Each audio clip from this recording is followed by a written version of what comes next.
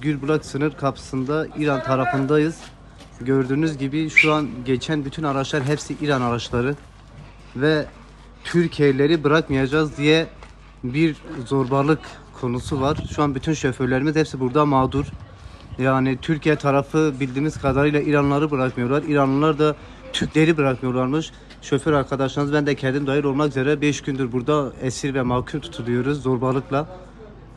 Şu an gördüğünüz gibi şoför arkadaşlarımız. Abi söyleyebilirsiniz dertlerinizi. Duyduğumuz kadarıyla Türkiye parkında bir İranlı şoförün bu şekilde röportaj yapmasıyla İran devleti ayaklanmış. Bizim devletimiz nerede? Ne zaman bize sahip çıkacak? İran devletine zaten anlatamıyoruz. Zorbalıkla, zulümle, hakaretle karşılaşıyoruz.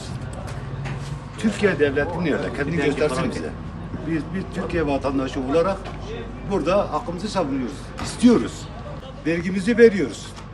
Hakareti işitiyoruz. Soğuğu yiyoruz. Açlığı görüyoruz. Ama gelelim bir Türkiye yetkilinin yanına gittiğimiz zaman hakaretle karşılaşıyoruz. Böyle bir sistem olmaz. Bu bazı dahil olmak üzere nasıl olamış ki? Ne yapar? He ama dervat. Dervat tene. Tene. Bu bazı bir murakabet eseri de hatiye. Aynen. Evet. Vallahi hatiye. Gördüğünüz gibi arkadaşlar hepsi Türk araçları sağ tarafta bekletiliyor. Türkiye geçiş izni yapılmıyor. Çift sıralı halinde hepsi Türk araçları. Komple Türk araçları, yaklaşık 2000 araca yakın. Şu an geçişimize izin verilmiyor. Türk tarafına bizi bırakmıyor. Mahsur kalmışız. Sol tarafta komple geçiş yeri. Komple şu an Türkiye alında da. Kapıyı da kapatmıyor. Niye İranlılar geliyor diye bakın. Türkiye gitmek için sıradayız. İran devleti geçmemize izin vermiyor. Pasaportlarımıza koydu.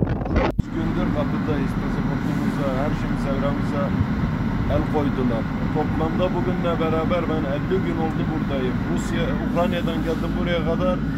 Hiç sorun yaşamadım. Sadece burada bu kapıda sorun yaşadım. Geçirmiyorlar. Evraklar hepsi burada. 5-6 gündür burada yatıyoruz. Ne yemek var ne bir şey var. 5 gündür bu İran sınır kapısında aç, bütün paramız bitmiş, dolaplarımız boşalmış bir şekilde yatıyoruz.